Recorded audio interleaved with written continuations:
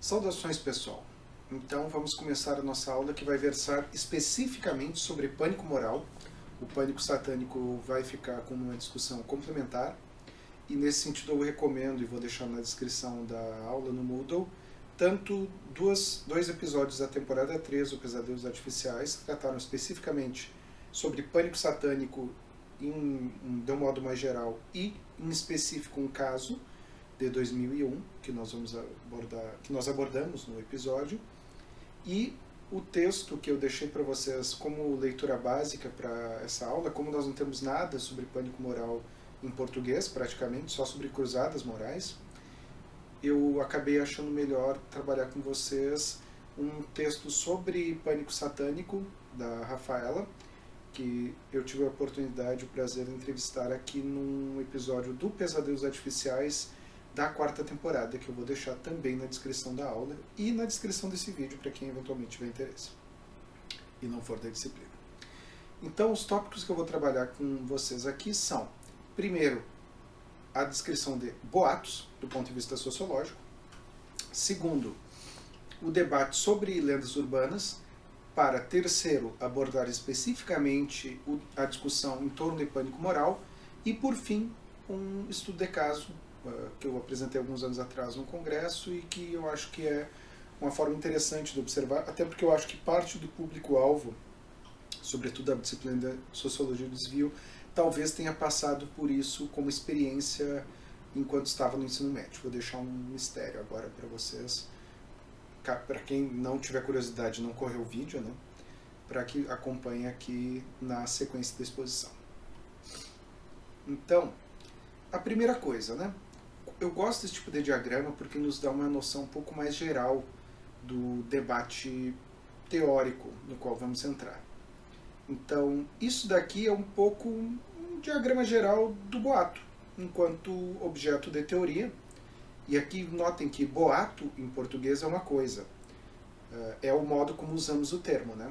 Quando a gente fala em rumor, porque em línguas neolatinas, e mesmo em inglês, que é o de outra matriz, nós temos rumeur em francês, ou humor em inglês, que eu suspeito que a derivação é do francês, muito provavelmente, como sendo o equivalente brasileiro a rumor. Agora, rumor nada mais é do que um barulhinho do ponto de vista literário. O sentido em português é muito mais literário, é um murmúrio, um sussurro ou um ruído indistinto. O sentido vai muito mais por aí. Já o boato vem de uma matriz latina parecida, mas é meio que o barulho da manada, ou aquele ruído constante, inicialmente numa manada ou num rebanho, sim, de gado mesmo, e posteriormente vai sendo associado ao ruído de multidões, do ponto de vista da história etimológica do termo, né? Pelo menos o dicionário etimológico, histórico-etimológico de francês do Robert dá essa origem ao termo, que é bem difícil de encontrar em outras fontes. Então, assim, esse debate começa a ter mais intensidade a partir de uma discussão do Gabriel Tarde, numa obra chamada As Leis da Imitação. Talvez vocês não se recordem, mas ela é muito mencionada pelo Durkheim como objeto de crítica nas regras do método sociológico, porque lembre que as regras do método de 1895, e o Durkheim estava lutando pela hegemonia no campo epistemológico com o Gabriel Tarde, que já estava estabelecido antes dele, mas que não tinha uma escola, que não tinha um periódico, que não tinha estudantes, discípulos, era um autor isolado, por isso que o Durkheim acabou levando a melhor nesse duelo. E as leis de imitação dizem muito respeito à mimesis, ou imitação, como uma forma de reprodução do comportamento social, que tem uma influência direta sobre essa obra, que é de um autor bastante controverso, para dizer pouco, um autor conservador, racista, tudo que vocês imaginarem que não presta, mas que teve uma importância bastante grande e uma influência grande nos escritos. Tem sido revisitado agora, mesmo e tem que ser com um olhar crítico, mais recentemente, e tem contribuições interessantes para alguns fenômenos que a gente tem observado, que é o Gustave Le Bon na Psicologia das Multidões.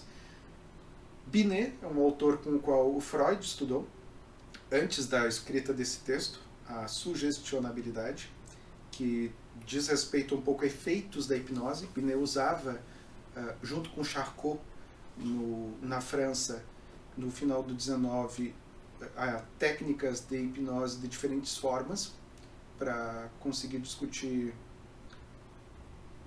histeria, entre outros diagnósticos, ou produzir, do ponto de vista experimental, científico, transtorno histérico, que à época não era chamado de transtorno, era simplesmente histeria, né? E era algo associado ao útero, inicialmente, por conta da própria etimologia, né? Histero.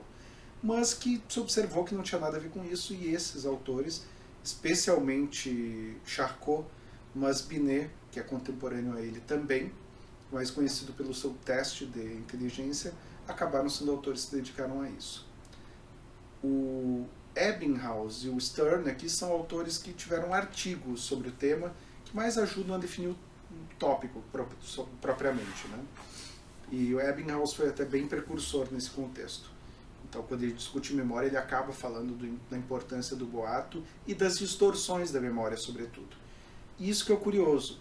Hart, na Psicologia do Boato, em 1916, até Gordon e Postman, em 47, que é um texto logo depois da Segunda Guerra, acabam tendo o foco principal ao longo desde o texto do Ebbinghaus, que é o mais antigo aqui, até 47, em torno da discussão de distorções, ou o famoso telefone sem fio, aquela brincadeira que a gente faz quando criança, né, em sala de aula, para descobrir o que acontece e observar o ruído e a dissonância da mensagem, a distorção mesmo, ao longo da sua reprodução, por conta da seletividade da memória e da própria atenção. As pessoas, quando tem uma mensagem um pouco mais longa, de 20 palavras, vão acabar distorcendo ela necessariamente. Se for mais curta, a tendência é que se preserve melhor.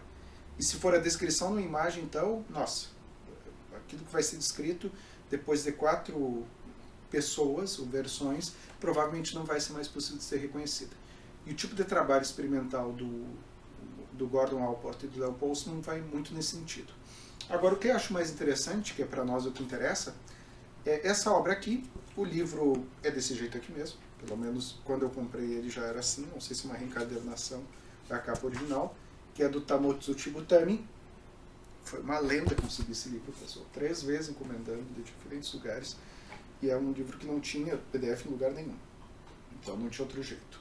Que é Notícias Improvisadas, Improvised News, que é provavelmente a primeira abordagem propriamente no âmbito das ciências sociais dos boatos, e aí começa a pensar boato como algo que faz parte da vida social. Não é uma mera distorção ou algo que deve ser esquecido, que deve ser deixado de lado. Não, isso faz parte, é importante para a constituição da vida social e não é algo que deve ser simplesmente apagado. Então, isso é especialmente interessante quando a gente tem discussões contemporâneas sobre fake news, e não é o nosso objeto, mas que acabam entrando um pouco nisso, como se a gente pudesse ter uma discussão ou comunicação humana desprovida de qualquer elemento não factual, que é eu não diria nem uma utopia, uma distopia.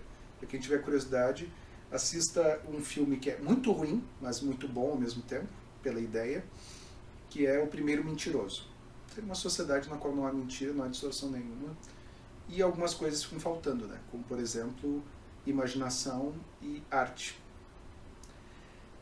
A definição clássica, então, do boato, a partir dessa obra de 47, lembrando que o contexto é a saída da guerra, Segunda Guerra Mundial, que vai ser mencionada novamente logo adiante, e, sobretudo, a preocupação com propaganda de guerra, de modo a seja produzir pânico na população nos Estados Unidos, onde não estava acontecendo a guerra, ou desmobilizar tropas no fronte, através de um uso sistemático de boato como propaganda de guerra. Então esse era o interesse.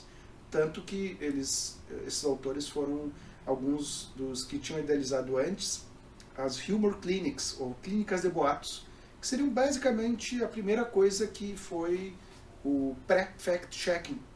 Porque não acreditem que jornalismo em meados do século XX era algo muito preocupado com verdade factual, pessoal. Longe disso. Basta vocês estudarem um pouco da história do jornalismo que vocês veem que a discussão era bem diferente. Então, qual é a definição deles? Boato é uma proposição específica para a crença, transmitida de pessoa a pessoa, usualmente boca a boca, ou seja, boca ouvido, fala, o outro reproduz, e aí tem distorção, sem a presença de padrões seguros de evidência. O que seriam esses padrões seguros de evidência? Sem checagem. Não tem um organismo oficial, não tem um órgão do governo, não que porque o governo falou é verdade, mas você não tem nenhum elemento externo de credibilidade do boato. O boato, por si, ele é vago quanto à sua credibilidade. Ele se propõe ao objeto de crença. E a lei básica do boato, eu coloquei humor aqui entre parênteses, porque eles usam R igual a I vezes A. Daí traduzindo, botando boato, fica estranha a formulinha deles. É uma fórmula que não é nada matemática. É a ideia que é qualitativa mesmo. Ou seja, a amplificação do boato, ou a sua popularidade, aquilo que usualmente se diz hoje em dia como viralidade, vai ser decorrente tanto da importância do tema, quanto da forma ambígua como ele é apresentado. Ou seja, algo que não é importante não vira boato. Algo que não é ambíguo quanto à sua veridicidade também não é boato. Vocês vão começar a pensar, não, mas parece aquilo que aparece em revista de fofoca. Sim, fofoca é algo próximo do boato, gossip em inglês, mas não é a mesma coisa. Porque a fofoca geralmente diz respeito a uma pessoa específica. E você está falando algo sobre ela, que pode ou não ser verdadeiro. E que no limite a veridicidade da questão não é o objeto principal. É disso que é justamente da especulação que se vive nas revistas de fofoca e da verossimilhança na maior parte das vezes. Uma fofoca absolutamente inverossímil provavelmente não vai cair no gosto público ou não vai ser boa para a revista. Vai ser considerada, não, exagerou. Bem, e aqui é uma fotinha da capa desse livro que eu espero algum dia conseguir botar as mãos na versão física. Só tenho disponível em PDF, mas não tem mais direitos autorais, eu acredito, é bem fácil de achar. E aqui uma definição sociológica de boato desses autores que eu gosto muito. Gary Alan Fine foi o primeiro a fazer uma pesquisa sobre role-playing game no Charred Fantasies, uma obra publicada nos anos 80. E o Bill Ellis é um excelente autor de folclore norte-americano, um folclorista. Folclore é a disciplina nos Estados Unidos. E vocês encontram vários livros dele, alguns eu mencionei mais no início da disciplina, Lucifer Ascending e outros sobre satanismo praticado nos Estados Unidos, e pela via dos folcloristas, não pela via dos historiadores, e há muito pouca coisa fora isso, assim, de pesquisa social. Geralmente são trabalhos de historiadores. E eles fizeram em 2010 essa obra, The Global Grapevine. Grapevine é lugar da fofoca. Então seria fofoca global, ou fofocas globais, uma tradução. Grapevine não é uma tradução direta, mas diz respeito a isso, aquilo que se fala embaixo da vinha. Por que os em países de língua inglesa acham que fofoca tem que ser feito embaixo de uma parreira ou de uma vinha? Não sei. Mas é assim que funciona na linguagem e a expressão idiomática. A definição, então, deles aqui, que é bem mais recente, né? Notem, décadas depois, super contemporâneo. Boato é um termo que é empregado de diversas formas na linguagem popular. Ok, já é polissêmico por definição. Para ciências sociais, boato é uma expressão de crença sobre um evento específico que supostamente aconteceu ou está prestes a acontecer. Notem, existe uma ambiguidade temporal. Ou é uma notícia quente ou algo que vai acontecer. Essa alegação pode despertar nosso interesse, mas carece de que um sistema político mais amplo considera, eles repetem a expressão de Alport Postman, padrões seguros de evidência. Então, o que a gente pode concluir desse debate? As principais características do boato para nós. Primeiro, ele é informativo. Boato é uma informação. Ah, mas é mentira. Necessariamente, boato não é mentira. E isso que eu quero deixar claro com vocês aqui no início. Em sua dispersão falada, ele pode mudar de conteúdo à medida que se espalha, sendo exagerado ou minimizado. Alport Postman trabalha exatamente em cima disso. E aqui a dimensão do exagero eu quero frisar, porque é importante para o debate sobre pânico moral. A importância da informação é maior do que o fato dela ser verdadeira ou falsa. Lembre lá da fórmula do Alport Postman também. A questão é que é importante. Aquilo é relevante, é importante.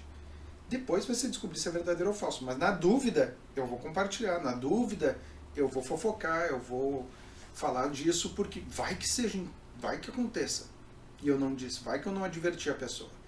Então, muito daquilo que a gente fala como sendo fake news, às vezes acaba, esse tema é grudento, né? Embora eu nem goste da expressão, prefiro pensar em termos de desinformação ou misinformation, mas as pessoas acabam compartilhando porque vai que é verdade.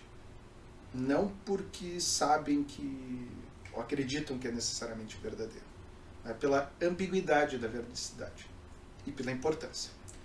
No momento que o boato é validado ou falseado pela checagem, ele deixa de existir. A ambiguidade do boato é constitutiva da sua definição. Como assim ele deixa de existir, professor? A questão aqui é, boato só é boato se é ambíguo, pessoal. Se você sabe que é verdadeiro, virou notícia. Se você sabe que é falso, não era só um boato. Não passou disso. E agora, então, começando o debate sobre pânico moral. Como que surge esse conceito? Aqui nós temos uma coisa que é interessante, que algumas categorias, fake news é uma delas também, que eu já acabei mencionando já, essa noção do tópico, que é fenômeno e ao mesmo tempo conceito.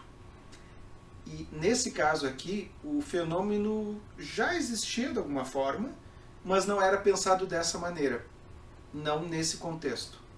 E eu vou caracterizar ele bem aqui, a partir dessa obra. Eu usei a capa inicial, original, do livro do Stanley Cohen, que apresenta ali um rocker, que é Folk Devils and Moral Panics. O que são esses Folk Devils? Daqui a pouco eu vou explicar. Não são diabos, não. Não são diabos do folclore ou coisa do tipo. E Moral Panic, ou Moral Panics, é o termo usado que a gente traduz para o pânico moral. Essa é a obra atual, tanto que só tem uns foguinhos aqui ao redor, ficou bem abstrato. Eu até acho mais interessante essa inicial da primeira edição. Essa daqui é a terceira edição de 2002, na reimpressão dessa terceira edição de 2002. E do que trata, então, isso? A obra foi publicada em 72 sobre um incidente ocorrido 8 anos antes, em 64, na Inglaterra. O Stanley Cohen é um sociólogo que se tornou importante a partir dessa publicação, que foi um trabalho de conclusão dele, e que é uma boa obra, é interessante, mas a grande questão para ele é o conceito de pânico moral. Eu não vou trabalhar detalhadamente o conceito de pânico moral para o Stanley Cohen, porque na introdução, melhor dizendo, no prefácio, que é uma longa introdução, na verdade, é bem mais que um prefácio, dessa edição aqui, pessoal, ele atualiza a sua definição e as suas categorias e incorpora a que eu vou usar com vocês, que eu vou apresentar mais adiante, que é desses autores aqui, do Good e do Ben Yehuda. Então o próprio Stanley Cohen adere a ela como uma categoria de pânico moral válida para pensar no âmbito das ciências sociais, contemporaneamente. E é importante destacar isso, né? A obra foi reeditada, não é comum você ter uma obra muitos anos depois que tem uma terceira edição, isso nem na sociologia britânica, muito menos na sociologia no modo geral, e são raríssimos os conceitos sociológicos que acabam tendo uma entrada no jornalismo ou um uso comum, um uso geral. Vocês já viram pessoas fora do jornalismo, no contexto informal, dizendo isso daí é pânico moral, mas geralmente de modo pejorativo, dizendo isso é uma coisa que não existe. Vamos pensar se é bem isso. Provavelmente não. Qual o contexto, então? Como somos aqui das ciências sociais, temos que contextualizar isso histórica e socialmente. Contexto é, os mods e os rockers, dos quais a gente vai falar daqui a pouco, eram os jovens adolescentes dos anos 60. Então, pessoal, quem são esses jovens dos anos 60? Eles são filhos das pessoas que participaram ativamente, eram jovens ou jovens adultos durante a Segunda Guerra Mundial. Então, nascidos a partir de 1950, teriam de 14 até 19, 20 anos durante os incidentes relatados ali pelo Stanley Cohen, em 64. Então, note que é uma proximidade muito grande da Segunda Guerra. A gente costuma pensar isso como momentos muito distintos, quando estuda historicamente, quase como se houvesse um etapismo. Não é nada disso, está tudo muito integrado. essa geração foi chamada Baby Boomer. Mas pensando muito nos Estados Unidos, que houve um boom do nascimento de bebês, na Inglaterra isso não aconteceu da mesma forma. Não houve um crescimento demográfico tão grande.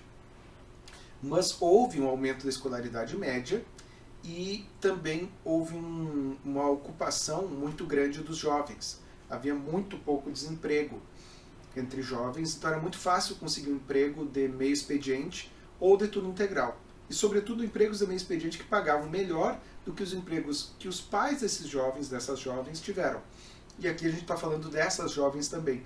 Mulheres começam a entrar um pouco mais no mercado de trabalho, embora não de modo sistemático e com piores salários, obviamente.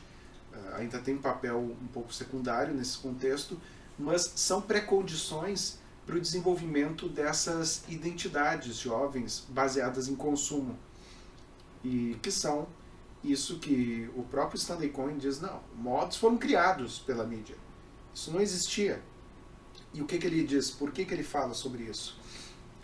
Porque houve um programa, Ready, Steady, Go, que era um programa de TV da Inglaterra, da BBC mesmo, em que mostrava basicamente as últimas grandes modas e estilos de dança e músicas e estilos de roupa, mods.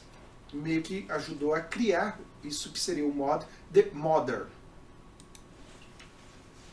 Uma estética muito importada pelos Estados Unidos, e nos dois âmbitos aqui, pessoal, há uma importação cultural, tanto para mods quanto para rockers, embora mais entre os rockers, de produtos culturais norte-americanos, tanto de música quanto de estilo de vestimenta. E aí lembre-se daquele filme clássico, né?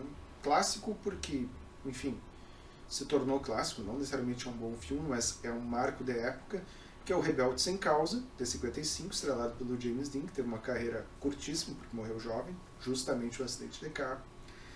E nesse contexto, e a partir disso, é que se começa a constituir essas duas identidades, que vão, de alguma maneira, figurar no conflito desse drama social que foi, em 64, o fenômeno de pânico moral estudado pelo Cohen.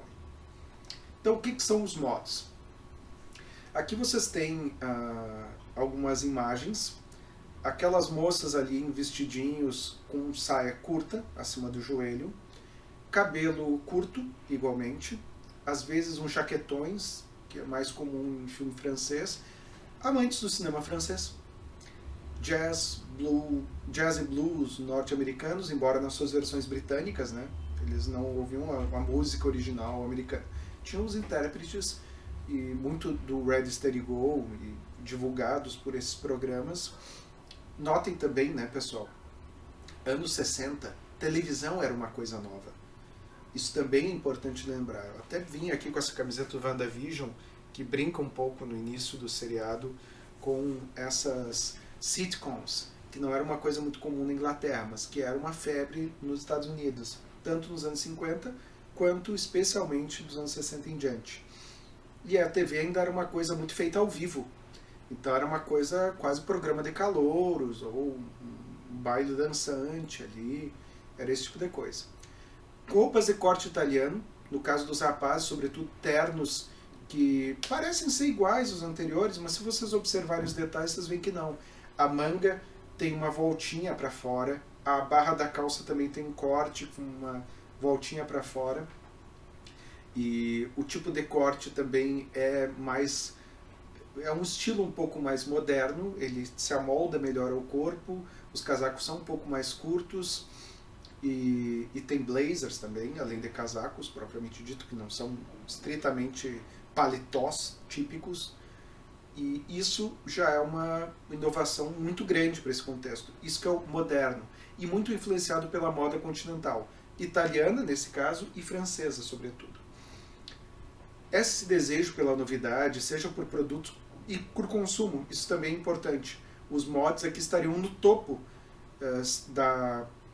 que eles já teriam um pouco mais de escolaridade, teriam empregos um pouco melhores, técnicos, sendo meio expediente ou expediente integral, e é uma das primeiras vezes em que se constitui, de fato, um mercado voltado para adolescentes, e não apenas para nos Estados Unidos se dá de outra forma, e ainda não está tão definido nesse momento, é mais dos anos 70 em diante. Mas aqui a questão não é um hobby, é um estilo de vida. E isso é que começa a se constituir. Tem a ver com origem social, com distinção social, sobretudo. São adolescentes, então estão naquele momento que querem se distinguir daquilo que foram seus pais. E essas imagens são interessantes também porque vocês vão ver e ficar pensando, pô, mas por que tanta moto? O que é aquilo ali? Uma moto com 2 dezenas ou mais de luzes e retrovisores. Pois é, isso é um tipo de Isso era uma coisa acoplada na moto e necessariamente não era para ligar todas essas luzes, não. Não tem bateria que vai funcionar com isso tudo, pessoal. Isso é estilo, até porque eles andavam na maior parte das vezes de dia. E esse monte de faróis e retrovisores dizem respeito um pouco a essa personalização que fazia parte desse estilo identitário, que era mais frequente no caso dos mods nas motos, especificamente, e dos rockers, como vocês vão ver no próximo slide, nos bottoms que eram colocados nas jaquetas de couro, estilo aviador. Então, e tinha um tipo específico de motocicleta, nesse caso, as lambretas, que eram muito usadas em filme italiano, filme francês, sobretudo, cinema francês dessa época. Parece que é o único modo de transporte existente. Era uma moto barata e lenta, mas muito econômica. Então dava liberdade também para o próprio deslocamento desses jovens. Então também não é difícil, vocês estão vendo ali uma moto é fácil de andar entre 2 pessoas entre ela, é até bem mais confortável do que uma motocicleta usual. Dá para usar bagageiro também. E são motos que existem até hoje nesses modelos clássicos. Não são mais a febre que foram nesse período, mas existem ainda. Né? O lugar de sociabilidade desses mods, que se autodesignavam assim, eles diziam, não, eu sou mod. Depois de um certo momento, depois de alguns anos, meados dos anos 60, na Inglaterra, claramente se dizia isso, existia um mod. Perguntava para a pessoa, você é um mod? Óbvio, tá vendo? Olha aqui.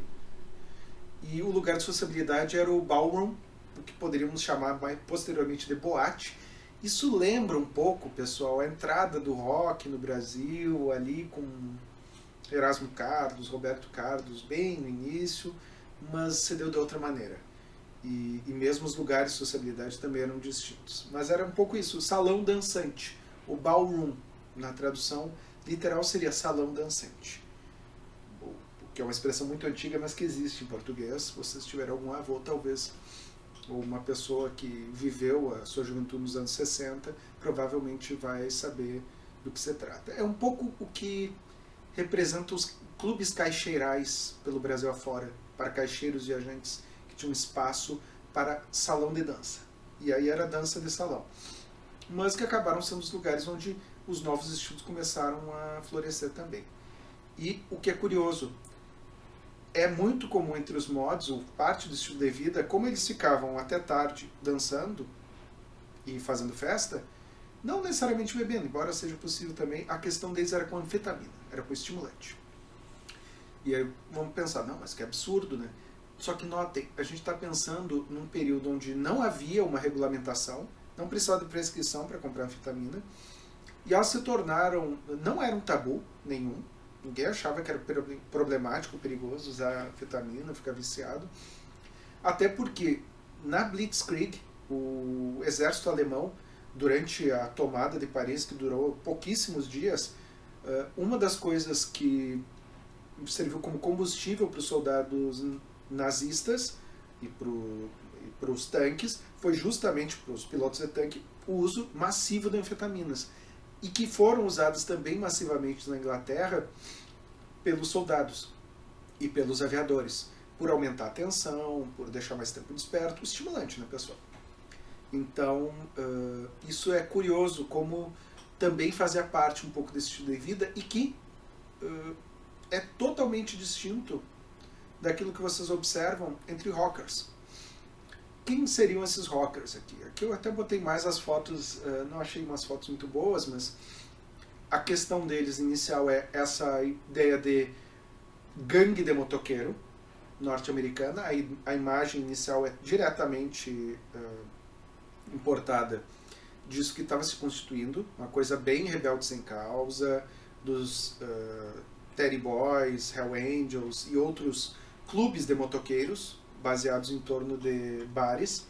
Então, a música era rock, basicamente, mas o rocker não vem de rock. Rocker tem a ver mais com a moto, com uma peça da moto e um certo barulho que ela produz, segundo a etimologia do termo, e necessariamente não tem tanto apelo musical assim, ou tanto estilo, embora seja uma coisa meio rockabilly no estilo de vestimenta. O estilo rockabilly mais tarde acabou incorporando. E a jaqueta é uma modificação daquelas jaquetas de aviador marrons da Segunda Guerra Mundial, e que já existiam desde a primeira, e tinha um bolso grande que era para colocar mapa, geralmente. E aí, por isso que até hoje vocês veem os modelos mais clássicos, tem um bolsão. E eu vou deixar para vocês um documentário da BBC que é muito bom sobre isso, onde só não tem legenda, né? Mas que está disponível para acesso para quem quiser, em que é 1 hora e fala especificamente deles, um pouquinho do pânico moral. Mas eu achei legal alguns detalhes, por exemplo, o cinto, porque tem um cinto nessa jaqueta. A jaqueta é para ficar presa, para não inflar com o ar enquanto o motoqueiro está andando. E para proteger tanto do vento, do frio, afinal, a Inglaterra, né, pessoal, chove o tempo todo. Quando faz sol é exceção. E tem uma fivelinha de plástico, que é para não arranhar a tinta do tanque. Tem uns detalhezinhos assim. Então, não há uma importação de estilo direta dos Estados Unidos. Mesmo na indumentária básica, antes da personalização, já há uma tendência a uma modificação voltada para o mercado e para os jovens britânicos. E as motos também não eram Harley Davidson. Não, Harley Davidson custou uma fortuna no pós-guerra no Plano Marshall, na Inglaterra, após o Plano Marshall. Claro que não. Então eram motos de fabricação nacional, baratas, e a tendência é que rockers fossem de classe social um pouco menos abastada do que mods. Menos sofisticados, não conheciam outras línguas, talvez tivessem só feito o equivalente ao nosso ensino fundamental, eram mais operários mesmo, tendiam a ser mais conservadores quanto a valores. Então vocês não vão ver muitas mulheres dirigindo moto, como acontece entre motos, embora não seja o mais frequente, também tem as mulheres que compravam suas próprias motos. No caso dos rockers, quase sempre é ela na garupa. Embora os dois tivessem posições quanto a gênero muito próximas e tendencialmente bem machistas. Mas, bem, eu estou aqui tentando fazer ênfase nas distinções. E o lugar de sociabilidade por excelência eram os clubes de motos. Então, e é uma sociabilidade, como vocês veem aqui, mais de rua. Então é ficar em cima da moto, acelerando com a moto. Não tem tanta personalização assim da moto quanto no caso dos mods. E a ideia é que a moto tem que ser rápida. Diferente do moto que não está preocupado se ele vai chegar rápido. A questão basicamente é economizar gasolina. E fazer pose e estilo. Os mods são muito mais posers, eles mesmos se autodefinem assim. Tanto no livro do Cohen quanto nesse documentário que eu mencionei. E a personalização se dá, sobretudo, em indumentária, nesse caso. Por isso que tem os nomes dos grupos, eles começam a ter aces, que é as de paus, né? O símbolo do as de paus do baralho, que eles começaram a utilizar com base num clube de motos e um bar de estrada, e daqui a pouco tinha ace em todo lugar na Inglaterra. E isso começa a ser fácil também de identificar que aquele é um rocker. O que necessariamente não era bom. Por quê? Afinal de contas, originariamente, os que seriam associados com grupos mais violentos nesse contexto, ou beberrões, seriam os rockers, por excelência, né? Rebelde Sem Calça, Quem Sem Causa, James Dean, esse tipo de debate, tendencialmente coloca eles como outsiders. E os mods eram naturalmente os mais bem nascidos, os que apareciam na TV como um modelo a ser seguido, não teria muito... são mais cultivados intelectualmente, assistem cinema francês, então tenderiam a ser pensados como mais civilizados. Mas não é bem assim que as coisas acontecem no contexto. O que aconteceu? Onde aconteceu o incidente inicial? Eu peguei aqui uma passagenzinha da obra do Guido Ben-Yehuda que sintetizam a descrição que o Cohen dá para o evento. E eu coloquei alguma atualização de dados aqui sobre habitantes e valor dos prejuízos. O lugar, Clacton, uma pequena comunidade balneária na costa leste da Inglaterra, com cerca de 60 mil habitantes. Hoje em dia, pessoal. Na época provavelmente era menos, mas eu não encontrei dados histórico-demográficos sobre Clacton. A hora, domingo de Páscoa de 1964, durante o dia inteiro. O tempo estava frio e úmido, que é Inglaterra, né? Então, ainda mais durante a Páscoa. Centenas de adolescentes e jovens adultos andam pelas ruas e calçadas entediados e irritados em busca de diversão e aventura. Pensem comigo, pessoal. Eles eram poucos anos antes crianças e iam com seus pais para os balneários. Essa ideia da cultura do balneário é algo que vocês até veem discutido no Espírito do Tempo, volume 1, do Edgar Morin, Neurose, que é algo que surge na França, sobretudo, mas posteriormente também na Inglaterra e em outros países europeus, como algo do pós-guerra.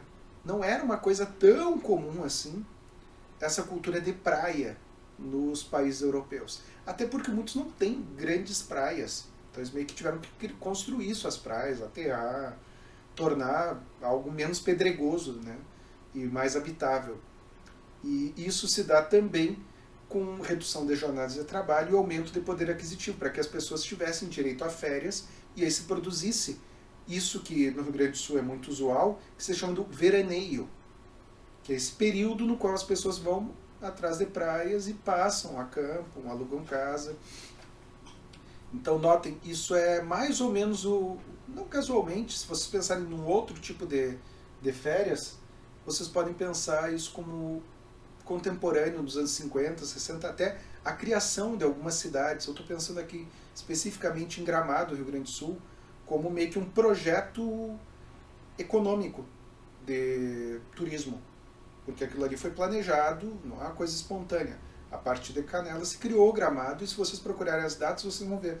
É esse período. Após os anos 50, após a Segunda Guerra, embora seja outro contexto, é quando há modificações sociais e econômicas que dão as condições para que haja público para usufruir desse tipo de turismo. Que é algo completamente distinto do século XIX, até mesmo pensando nas elites brasileiras. Ir para a Serra, Petrópolis, no Rio de Janeiro, Rio Grande do Sul, isso ainda se reproduz um pouco essa ideia de Gramado. No caso que a gente está pensando aqui da Inglaterra, a novidade, e isso fez parte da infância desses mods rockers, era ir para o litoral. Então eles agora tinham suas motos e deu a casualidade de 64 irem para o litoral. E foi horrível o tempo, e não tinha o que fazer. Eles não estavam lá com os pais para fazer programa de família, não, eles estavam lá com os amigos e querendo se divertir. Mas tinha um salão de festas na cidade, um ballroom, nada passando no cinema, porque era feriado, e basicamente nada para fazer. A descrição que eles dão, mas por que aconteceu isso? Por que vocês brigaram? Tédio, chateados. O boato, que talvez tenha sido verdadeiro, talvez falso, ninguém sabe, é boato, né? É que talvez um garçom teria se recusado a atender vários jovens em um certo bar, e aí começou uma briga. Uma briga de rua mesmo. E começam, talvez por suas distinções diversas e a facilidade de identificar-se, jovens em motos e scooters ficam rugindo pela cidade. Rugindo é com moto, né? Porque scooter não vai fazer barulho para isso. Pela rua durante o dia todo. Supostamente alguém dispara, aqui está uma pistola de partida. Pistola de partida é aquelas pistola de espoleta para dar partida em corrida. Houve quem disse que foi um sinalizador. De toda maneira fez barulho e acharam que era um tiro. quebraram as vidraças de todos os salões de dança da cidade. É o que apareceu nos jornais depois, exagerando. O que é interessante porque é verdadeiro, mas só tinha um. Então, se é um, é todos. Alguém destruiu barracas de praia, quebrou cadeira. O dano que estimaram à época era 500 libras. Eu fiz a conversão, isso daria hoje em dia 14 mil dólares. Isso vezes 5 vai dar uns 60 mil reais. Para uma cidade, não é um dano absurdo, pensando no fim de semana. E, segundo estimativas de outros sociólogos, era o que geralmente acabava acontecendo de modo mais disperso. Agora, como era um fato atípico ter tantas centenas de jovens lá, nesse lugar específico, a polícia agiu com talvez rigor excessivo, prendeu quase 94 jovens, quase 100, e acusações bem difíceis de se aceitar, alguns porque estavam andando, basicamente. Comportamento abusivo, ou agredir um policial. Não era muito convincente, assim, mas é interessante de ver as matérias, os jornais da época, sobretudo as matérias jornalísticas televisivas, as poucas gravadas, são repetidas em todos os documentários, inclusive esse que eu mencionei, porque dão para vocês uma noção do que era. Que eles pensavam, não foi nada demais, teve aqui algumas brigas, tudo mais, mas a gente resolveu. No dia foi isso. O que aconteceu depois do dia? E é esse o objeto do Corre. Começou a se noticiar o ocorrido. Aqui estão alguns dos jornais do dia e das semanas subsequentes, porque ao longo de todo o mês, de abril e depois entrando por maio um pouco, a pergunta era, qual vai ser a próxima cidade? Onde eles vão se encontrar de novo?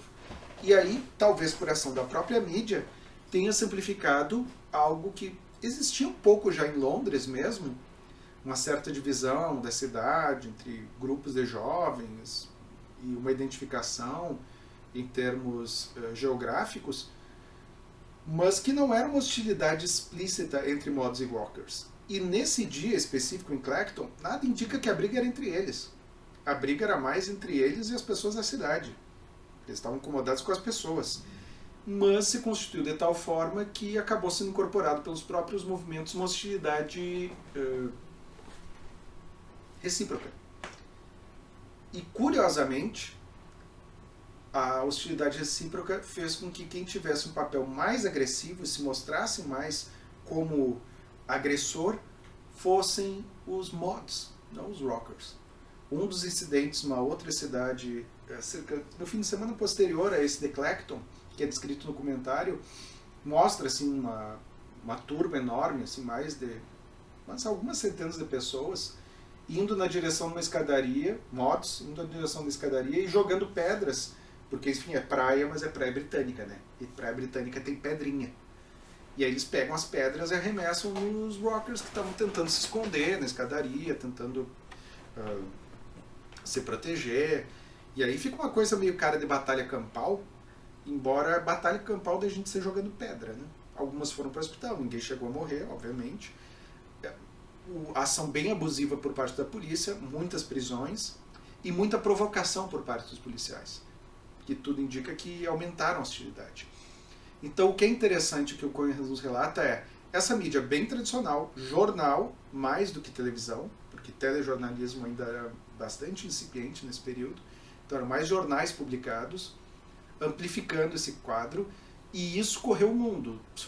Foi matéria no New York Times, foi na Austrália, chegou até alguns jornais brasileiros, pelo que eu vi, de notícias da época procurando, a relatar isso, assim, que mostrando que os jovens estavam muito violentos, era a imagem de juventude transviada, de jovens violentos, gangues de jovens, acaba vindo em decorrência especificamente desse fenômeno, no caso da Inglaterra, mas que acabou servindo um pouco como paragon, como fenômeno de referência para vários outros países. E para algo que posteriormente ocorrerá em 68 na França, embora em outro contexto, mais de 68.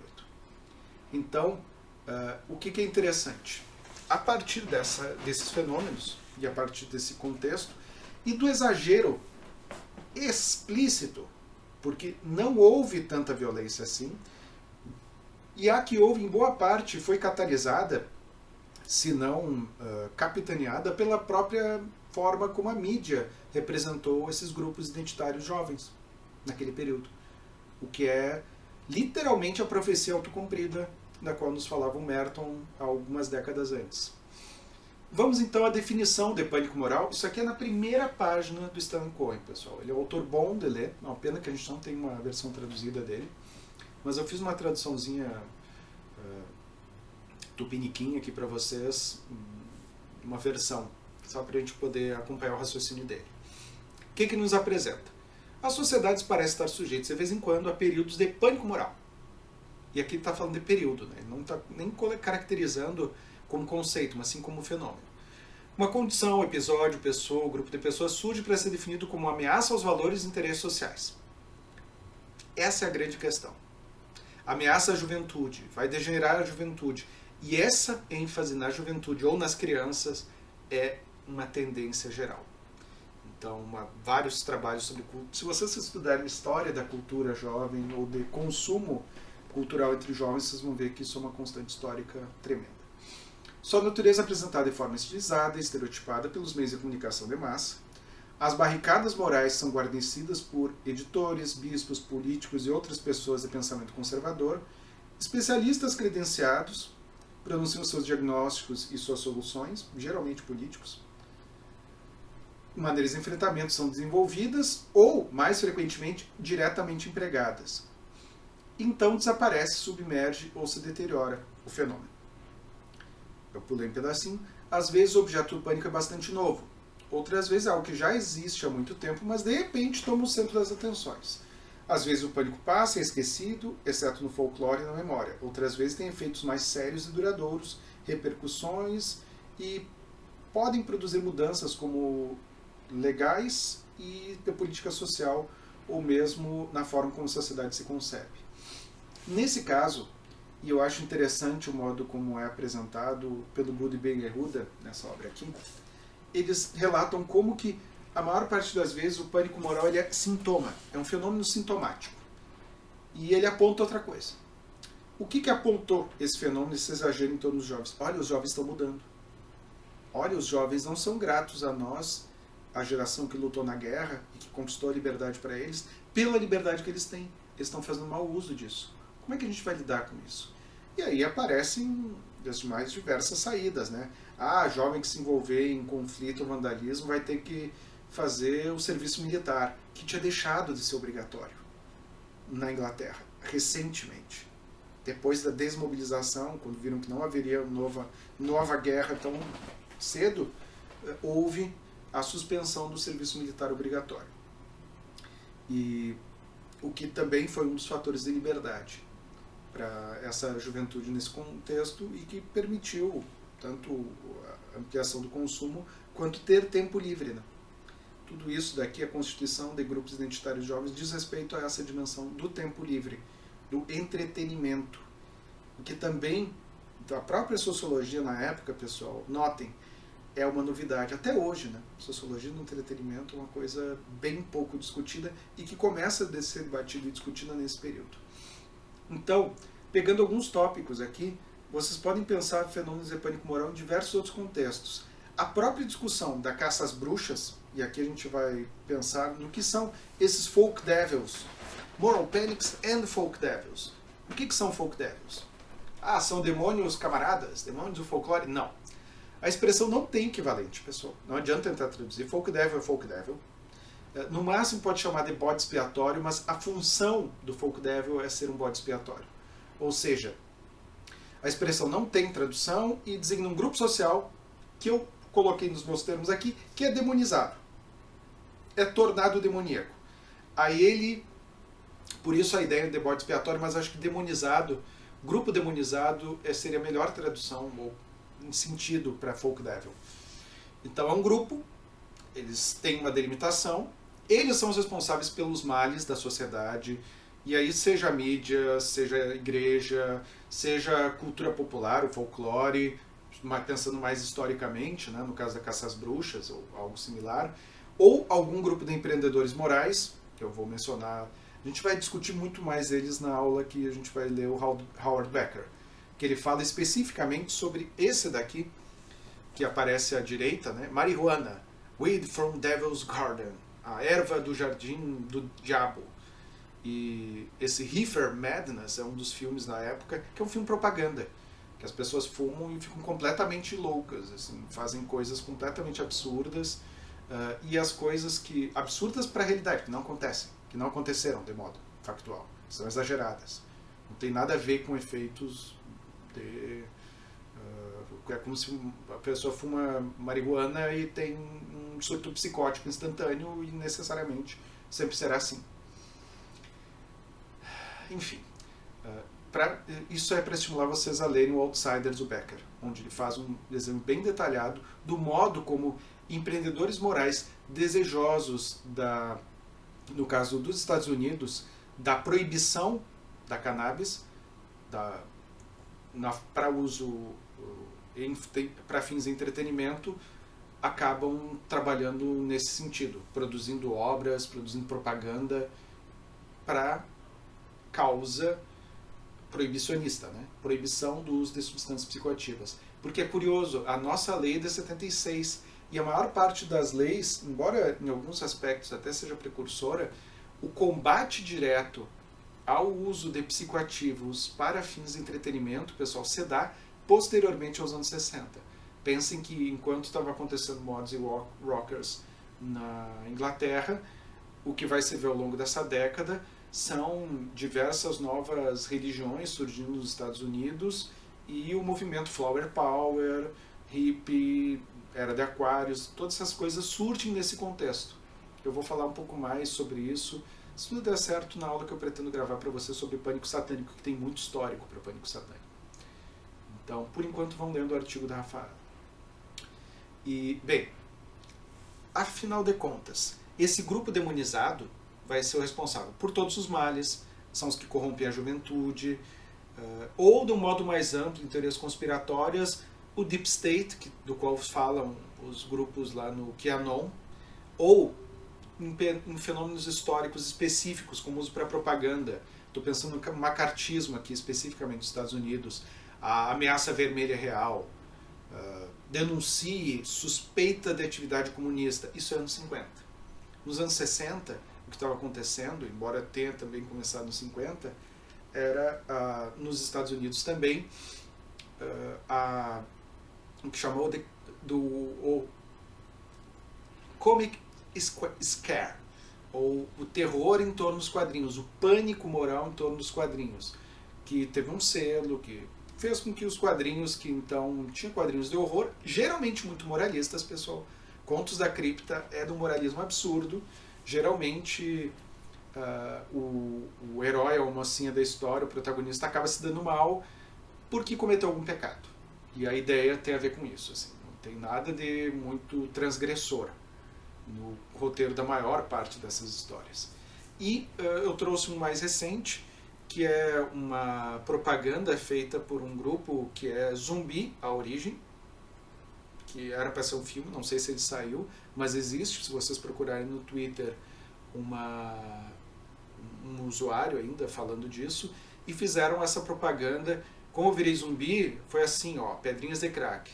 Se você acha assustador no cinema, não experimente ver ao vivo. E tem várias que são assim, caracterizando as pessoas como monstros. Essa imagem de tornar monstruoso o humano, de tornar um inimigo, essa distinção entre o nós e o eles, e exagerando isso de modo extremo, é uma das características do pânico moral. E então precisa ter um vilão, precisa ter um objeto. E é isso que eu quero discutir agora com vocês. Pegando então essas 5 características que são propostas pelo Goody Ben Yehuda e admitidas como válidas nessa introdução. Então, isso daqui é para sociologia, para ciências sociais. Esses 2 são os principais livros. E esse daqui, que é o original de 72, incorpora essa forma de definição de pânico moral, que se dá da seguinte forma. Primeiro, há uma inquietação, é concern. Seria inquietação ou preocupação. Eu prefiro inquietação. Um certo desassossego, para fazer referência ao pessoa aqui, né? Da sociedade em torno de um determinado objeto. Tem alguma coisa que perturba. Olha, o que é isso que está acontecendo? O que é isso que esses jovens estão violentos? Ou o que é isso com esses quadrinhos? Por que as crianças estão lendo essas coisas de horror? Ah, que tipo de jogo é esse? Isso daí está falando lá que está invocando um demônio. Como assim invocando demônio? Está ensinando magia negra para as nossas crianças? Malefício e sortilégio? É essa preocupação que daqui a pouco aponta o dedo para alguém. O folk devil da vez ou aquele grupo demonizado, para o qual se dirige a hostilidade. E aí você tem essa definição. Não, são nós e eles, não. O problema não são os jovens, não é a juventude, são esses jovens, são esses mods, esses rockers, esses metaleiros satanistas, esses jogadores de RPG, quem quer que seja. Esses jogadores de videogame que jogam um jogo de tiro e daí usam um joystick, e aí vocês sabem, né, que pegar um joystick assim e usar um rifle é a mesma coisa. Tu jogou jogo de tiro primeira pessoa com joystick, com certeza tu sabe atirar com um rifle, não precisa de clube de tiro, nem nada disso, não precisa nem ser CAC. E já sai fazendo massacre na escola. Então, isso para referir um outro pânico moral posterior, pensando no incidente em Columbine, que foi um dos maiores school shootings, né? Que geralmente acaba é um assassinato em massa seguido de suicídio. Isso a gente vai ter uma aula específica para falar, que é um tema super leve, né? Super tranquilo, para festas de fim de ano, assim. Então não vou aprofundar muito aqui. Mas a questão é essa: há hostilidade, há essa distinção nós-eles, há o apontamento, é um grupo, e há um exagero de que aquele grupo é responsável por todos os males. Então, aquelas histórias em quadrinhos, tem lá a publicação da Sedução da Inocência, por um psiquiatra, que diz, não, as histórias em quadrinhos fazem mais mal à juventude do que Hitler fez para a humanidade. E aí tenta fundamentar isso em obra de propaganda, não tem nada científico. Da mesma maneira, o Demurguet, agora recentemente falando das telas e dos efeitos perniciosos que as telas têm para o desenvolvimento cognitivo das crianças. Ele é um neurologista. Tem um episódio do Pesadelos no qual a gente fala um pouquinho sobre isso, eu debato isso. Se vocês quiserem, me peçam ali no fórum que eu disponibilizo para vocês. Que é basicamente um pânico moral em torno dos efeitos deletérios das telas. E sim, redes sociais digitais e autocomunicação de massa tem uma série de efeitos perniciosos que já são bastante evidentes e documentados. Mas não é tela. Aqui você está, novamente, você torna a tela, esse objeto, animado, faz um animismo social aqui, um animismo sociológico, projeta uma autonomia àquela tela, aquele objeto, e ela passa a ser a fonte do mal, assim como os mods e os rockers, nesse caso específico. Constitui-se consenso. De que modo? Geralmente, nesse período clássico, e até onde falam Good Ben Hur, da obra de 2005, eles estão pensando em mídias tradicionais. Jornal, televisão. Então, é mídia com gatekeeper, né? Mídia com editor. E na autocomunicação de massas, pessoal? É isso que eu quero discutir com vocês daqui a pouquinho. Desproporção. Porque destruíram a cidade de... Em 64 foram lá no fim de semana, Páscoa, destruíram a cidade. Não sobrou nada. Destruíram todas as janelas de todos os salões de dança. Só que só tinha um. Mas o dano foi 500 libras. Quando coloca na ponta do lápis, não é isso tudo. Não é tão importante. Então, por que isso aparece? Sintoma, pessoal. Os jovens agora são diferentes. Eles não aceitam os valores anteriores. Não se elaborou isso ainda de alguma forma. Vira sintoma, vira pânico moral. E, segundo esses autores e o próprio Cohen, uma das características que é constante a fenômenos de pânico moral é volatilidade. Aconteceu, foi lá, noticiou, sumiu, parou, não aconteceu mais. Não se falou mais disso. Que mais um elemento de pensar isso como um sintoma social. Os autores não falam de sintomas, eu estou pensando aqui, meio como psicólogo, que a gente pode pensar nesses termos sem muita dificuldade. Então, para entendermos como que se dá esse tipo de coisa e como que isso perdura, a ideia da volatilidade é interessante, mas mesmo que a gente não pense em cruzadas morais como as que discute o Becker quando fala dos empreendedores morais, eu acho interessante a gente trazer a discussão sobre lenda e lenda urbana, pessoal. Porque a partir desse tipo de coisa é que se constituem narrativas e constituem-se preconceitos geralmente reproduzidos ao longo de muito tempo. Então, eu peguei da mesma obra do Gary Allan Fine e do Will Ellis, The Global Grapevine, a fofoca global, como sugeri numa versão livre, o conceito de lenda para esses autores, mais uma abordagem sociológica. Lenda frequentemente se refere a uma expressão mais elaborada, tipicamente contada como uma história, inventada, é história, ou narrativa que se espalha largamente, mudando seus detalhes a cada versão, mas expressando um cenário similar. Então vocês vão ter lenda, é uma história curta. E aí a lenda do Saci, a lenda do Negrinho Pastoreiro, a lenda do Boitatá, a lenda da Cuca, que na verdade é uma canção de Indá, mas enfim. Aqui eu não vou detalhar muito, mas eu acho interessante, pessoal, essa forma de pensar diferentes gêneros narrativos e lenda no meio. Lenda como sendo um ponto de equilíbrio, e aí mito, conto de fada, história estereotipada, que é bem próximo do que vai acabar aparecendo depois de um pânico moral. Ele acaba servindo um pouco para produzir isso, seja lendas históricas, lendas urbanas e o gênero da lenda sagrada, que aí, bem, todas as narrativas bíblicas ou míticas posteriores, ou às vezes nem bíblicas, mas que as pessoas acham que está na Bíblia. Né? O pessoal lê Neil Gaiman e pensa na queda de Lúcifer do céu como se fosse algo que está descrito na Bíblia, e é Milton, basicamente. Mas bem, fica aqui esse diagrama porque eu acho ele muito bom, muito sintético, embora a gente não vá explorar tanto agora.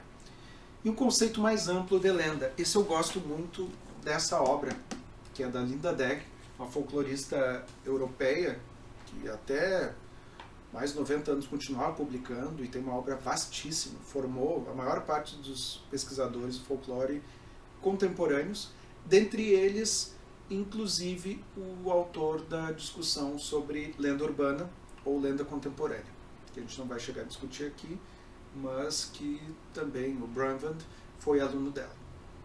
Também teve essa formação com a Linda Degg. Lenda é uma lenda à medida em que ela envolve uma discussão sobre crença. Então aqui já é um pouco diferente.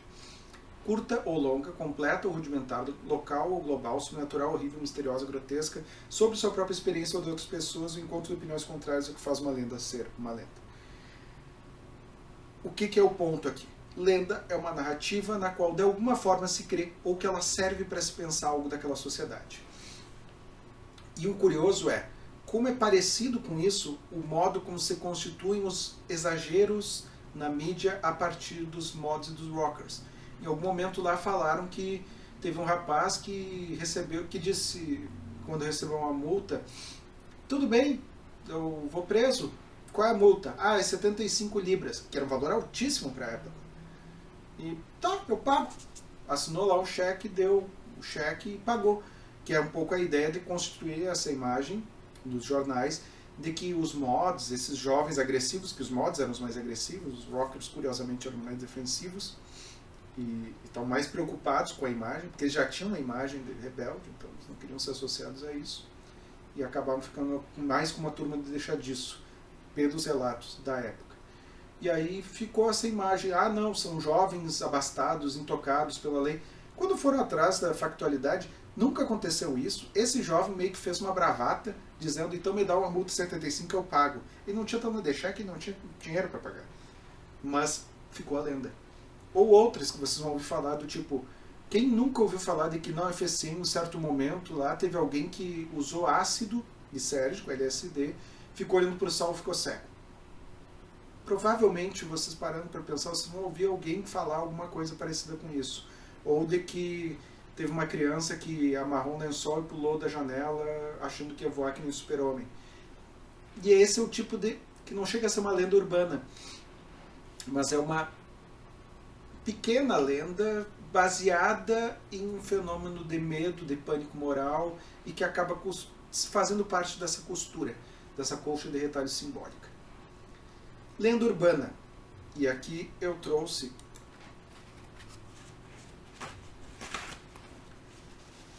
cunhou o termo que se chama o que seria o caronista evanescente ou caronista fantasma, que é uma lenda comum e que é até conhecida no Brasil. Depois eu menciono para vocês. Lendas urbanas pertencem à subclasse de narrativas populares, lendas nas quais, ao contrário dos contos e fadas, se acredita ou ao menos poderia se acreditar, e que, diferente dos mitos, são ambientados em passado recente e envolvem seres humanos normais ao invés de deuses ou semideuses. Como em qualquer lenda popular, folk legend, ele usa o termo folk legend nesse contexto, ou conto popular, poderíamos dizer, os contos dos Irmãos Grimm não são dos Irmãos Grimm, são compilações de contos populares. E também não são contos de fadas. Isso é a versão Disney dos Irmãos Grimm. A lenda urbana ganha credibilidade e de detalhes específicos de tempo, lugar ou de referências a fontes oficiais ou autoridades.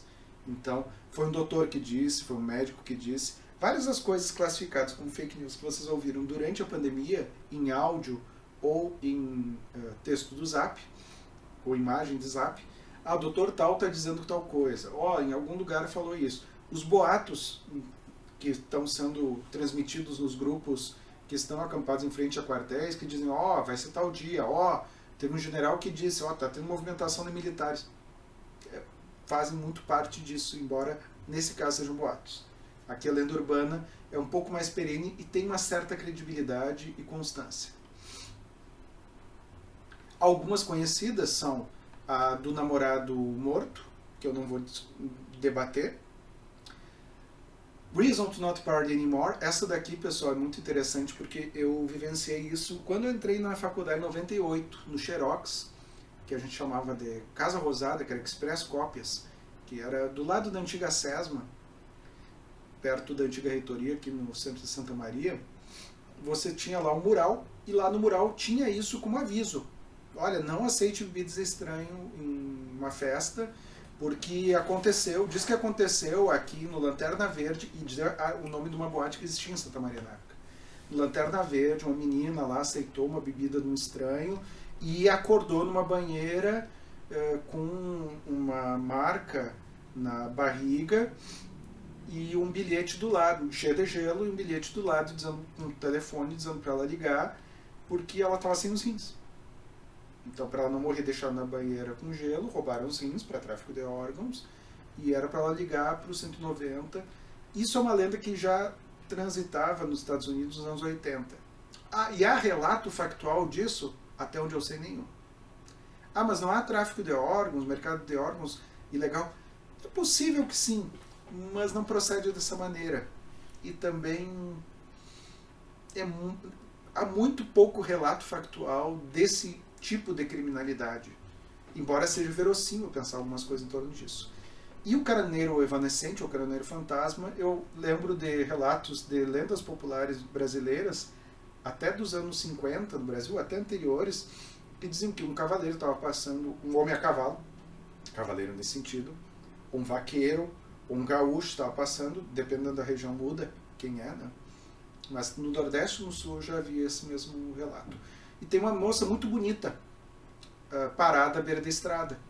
E aí o sujeito dá carona para ela, leva até a casa, ela vai à casa, agradece, e ele fica muito impressionado com a beleza, aquele perfume, aquilo perturba o sono daquele sujeito. No outro dia ele vai lá e bate na casa.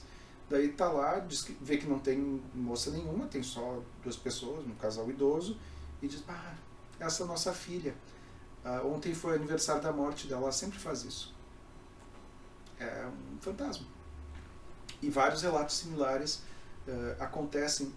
Depois dos acidentes em Fukushima, no Japão, muitos relatos ocorreram. Teve até uma moça que fez um TCC em psicologia sobre os relatos de taxistas que diziam que pessoas pediam para ir a Fukushima. E eles iam para Fukushima e em algum momento a pessoa desaparecia. Não tinha ninguém mais no carro. As pessoas estão delirando? É psicose em massa? É o quê? Não sei, mas é lenda urbana, com certeza. E aqui, pessoal, trago esse exemplo para a gente pensar junto. Se isso é lenda urbana, se isso é boato, se isso é pânico moral. É um exercício que eu proponho aqui a vocês, que eu quero que vocês debatam no fórum. O que é o jogo da baleia azul? O que foi, na verdade? Inicialmente noticiado em maio de 2016, em uma longa matéria pela Nova Gazeta, eu li ela pelo Google Translator, pessoal, porque eu não leio russo e não teve tradução dela na íntegra. Segundo a matéria, de novembro de 2015, até a publicação dela, essa matéria, mais de 130 suicídios teriam sido associados ao jogo, que era promovido e coordenado por grupos fechados na VKontakte, que é o equivalente ao Facebook russo daquele período. Houve um aumento do número de usuários de Facebook na Rússia, mas eles usam mais essa rede ainda. Após estabelecido contato entre a pessoa interessada no jogo, um curador repassaria tarefas que deveriam ser realizadas pela pessoa que está jogando ao longo de 50 dias. E as tarefas envolvem ir a lugares altos, produzir ferimentos no corpo, aquele clássico, a escarificação em forma de baleia, é um deles, assistir recorrentemente a filmes de horror, por algum motivo às 4h20 da manhã, e por fim, o último desafio seria suicidar-se. Então, imediatamente, final de 2016 até 2017, vocês veem uma série de reações em jornais dos mais diversos espectros políticos. Isso que eu acho interessante destacar. Isso é depois do impeachment da Dilma, isso já é governo Temer, e foi uma coisa assim, meu Deus, temos que tomar cuidado, as crianças estão se matando, existem esses malignos curadores do jogo da baleia azul, existe um bode expiatório, existe um grupo demonizado, e brotaram nos grupos de baleia azul mesmo, no Facebook, tanto que a Polícia Federal foi atrás e prendeu as pessoas que criaram os grupos. Estavam estimulando ao suicídio. Teve pessoas presas, então quer dizer que existia o jogo da baleia azul. As matérias todas anunciam, sem nenhum tipo de crítica ou checagem de fonte, que existe o jogo, que é um perigo, ou seja, a ameaça está aqui presente. E logo se identifica quem é o grupo hostilizado, os curadores, e o que é mais interessante, não fosse a publicação de matérias dizendo como é e todos os 50 desafios, não seria possível que houvesse curadores criando um jogo da baleia azul no Facebook. E aqui eu não estou dizendo que de fato as pessoas passaram tarefas, alguém chegou a se matar. Objetivamente não há nenhum relato factual no Brasil, nem em Portugal, embora alguns casos sejam associados pelos próprios familiares. Então, mas aí é uma questão um pouquinho controversa, né? Então, e aqui eu lendo aqui com vocês um pouco. Como a Rússia deu origem à baleia azul, o jogo de suicídio que preocupa o Brasil. Então, daí teria essa relação com uma banda. Semelhante a Morte ao jogo da baleia azul. O desafio da baleia azul é um game online, teria sido criado na Rússia, só existe em grupos fechados, ou seja, é deep web, é uma coisa que existe, é muito forte, é grande, é enorme, mas ninguém sabe, ninguém nunca viu.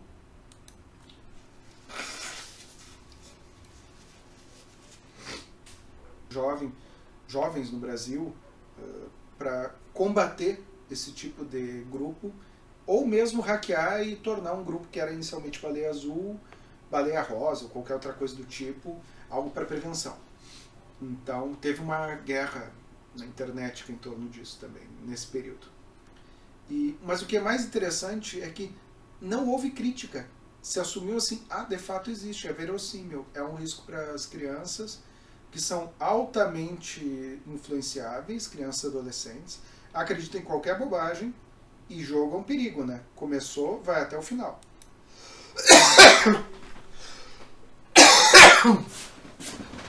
Jogo, uma ideia bem pouco crível de sugestionabilidade de jovens e adolescentes.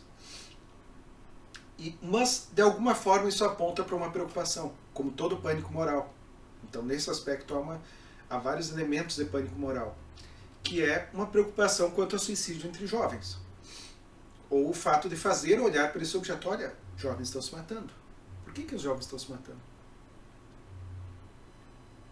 E aí, claro, tem aqui é numa matéria portuguesa, menino de 9 anos atira-se da varanda no jogo da baleia azul.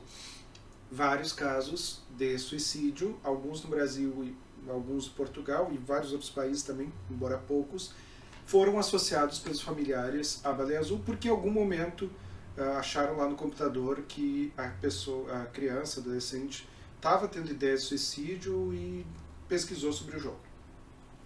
Mas factualmente de que o jogo levou a relação causal de suicídio, difícil. Aqui é interessante porque Bollywood não perde a chance, né? Então eles fizeram um imenso e belo musical em que esse protagonista visa, através da dança, salvar os jovens da ameaça do jogo da baleia azul. Em que aí eles estariam escarificando baleias no corpo com números, né? Eles eram só mais um número, uma cifra. O terrível jogo da baleia azul. Desproporção. Então, como a gente já viu, houve inquietação, houve hostilidade, houve consenso. Qual é a desproporção nesse caso? Notem o contexto. E aqui eu estou pegando dados da época, né? Depois dá até para atualizar essa escala com dados atuais, mas o que nos interessa é esse período. A taxa de suicídio na Rússia, pessoal, é uma das maiores do mundo. Ainda é uma das maiores do mundo. Entre homens, então, é mais que o dobro. É cerca de 80% dessa taxa é suicídio entre homens. Entre mulheres também é alta, mas é disparada a mais alta do planeta em termos proporcionais, né? Em termos absolutos, aí é um pouco diferente, porque Rússia, em termos de população, tem uma população menor do que a do Brasil atualmente, embora seja um território muito vasto, porque tem a Sibéria, que é um território muito vasto, e sem nada. Então aqui passaram uma taxa de 50 por 100 mil, que é altíssima, para em torno de 30 ali por 2016, que ainda é muito alta, mas menor do que a anterior, quase metade. O Japão, que é conhecido historicamente por taxas muito altas de suicídio, estava uma taxa em torno de 25 e baixou de 20 naquele período. Está muito próximo da taxa da China, ou melhor, da Índia e dos Estados Unidos. Então todos ali em torno de 15, 16. E aqui, Brasil, no final. Eu fiz a conta da taxa pela população naqueles períodos ali, e identifiquei e comparei. Na verdade, nós temos esse dado como referente a um instantâneo, uma fotografia de 2016. 31 por 100 mil na Rússia, 27,85 no Japão. Isso a partir dos dados da OMS. Esse daqui é o All World in Data, que é uma outra fonte, então elas divergem um pouquinho.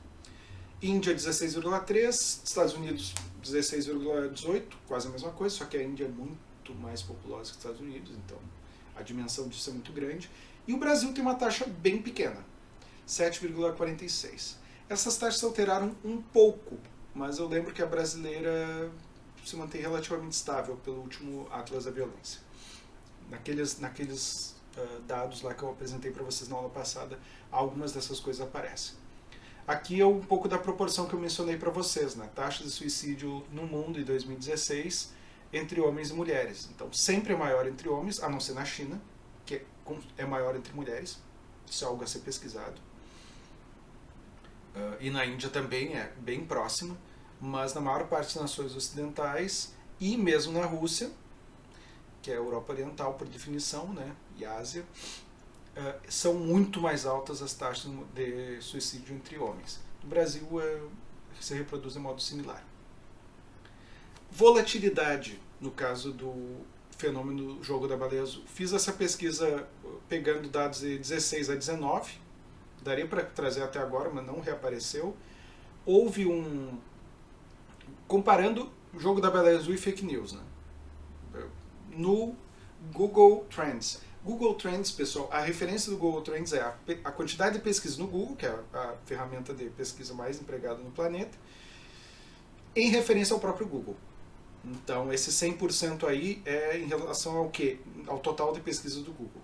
E ali, aquele pico do fake news é 50, não chega a 50, em referência a jogo da baleia azul. Ou seja, até 2019, ou seja, passando da eleição presidencial de 2018, onde houve um pico, que é essa curva ali, aquele pico que vocês observam é outubro de 2018, nenhum momento se houve um pico tão grande quanto esse, no caso da pesquisa sobre fake news, e que é constante, com oscilações, mas notem, isso é típico de fenômeno de pânico moral.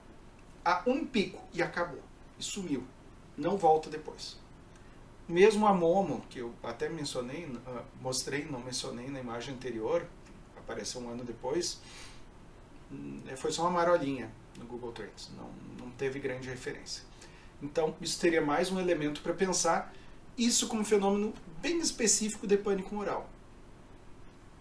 E a volatilidade desse fenômeno no mundo, aí vocês conseguem observar, né? Tanto fake news quanto o jogo da baleia azul. Por algum motivo, fake news tem muito mais pregnância e importância pelo mundo afora do que jogo da baleia azul.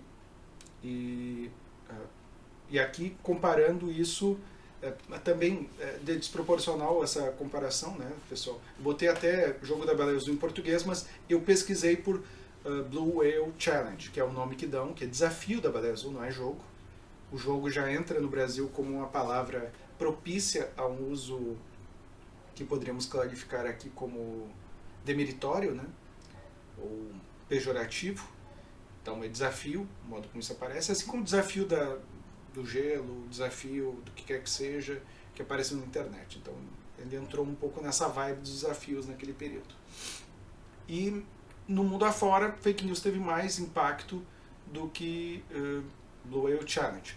O curioso é, no Brasil e na Índia houve um impacto grande, mas na Índia eu ainda vi matérias da época e um pouco posteriores criticando a falha de cobertura midiática e a falta de autocrítica.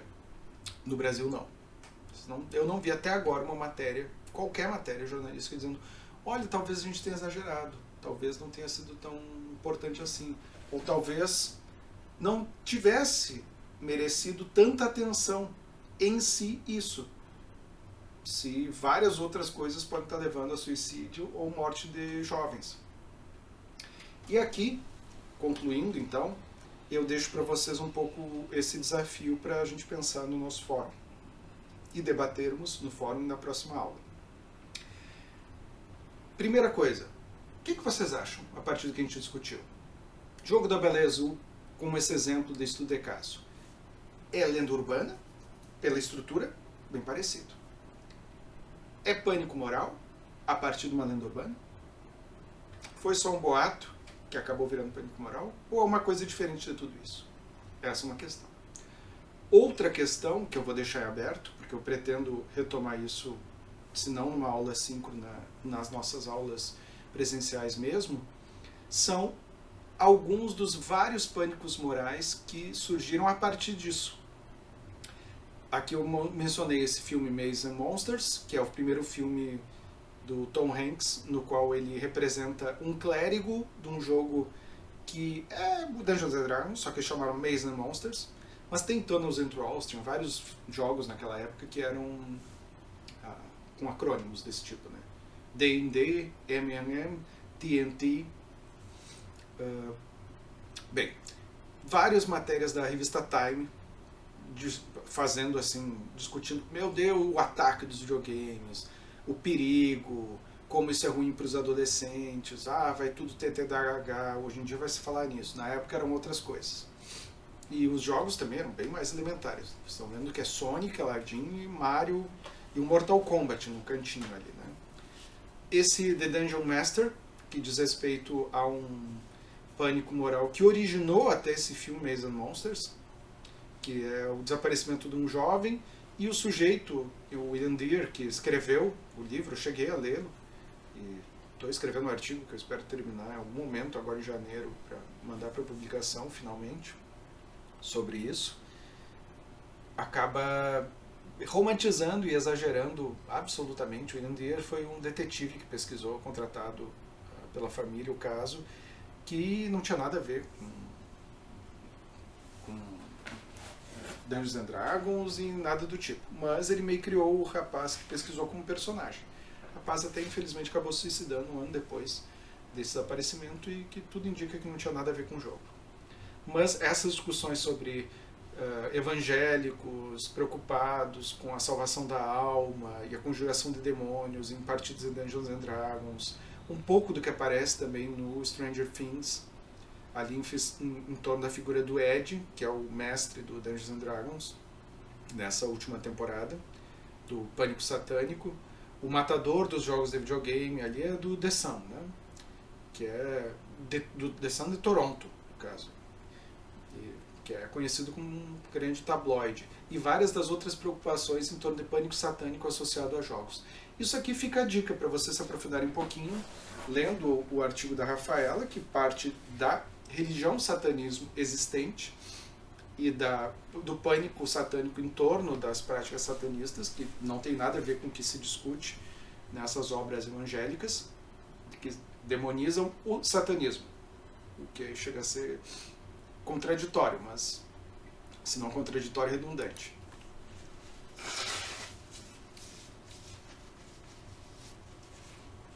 Episódios do Pesadelos, eu vou deixar aqui na descrição desse vídeo, e para quem está vendo direto pelo Moodle, também na nossa aula, tá bom?